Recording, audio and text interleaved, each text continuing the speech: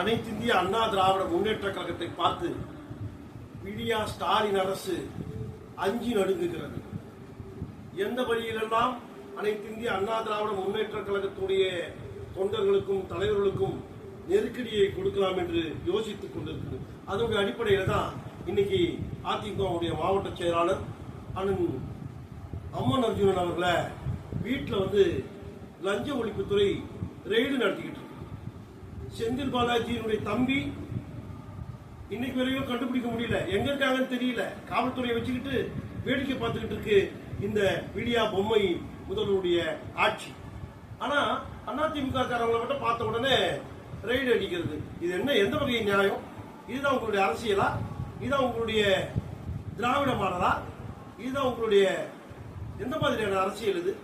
நீங்க உங்களுடைய கட்சிக்காரங்க முதல்ல செய்யக்கூடிய தவறுகளை செய்யக்கூடிய கைது பண்ணுங்க, அரெஸ்ட் பண்ணுங்க, அவங்க மேல நடவடிக்கை எடுங்க.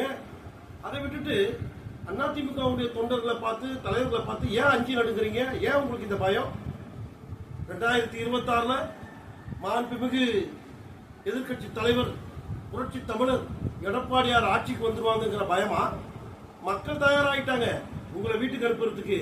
வரக்கூடிய 2026 எடப்பாடியாருடைய ஆட்சி, புரட்சி தலைவி அம்மாவுடைய ஆட்சி, புரட்சி தலைவருடைய ஆட்சி மலரப்போகுது 2020.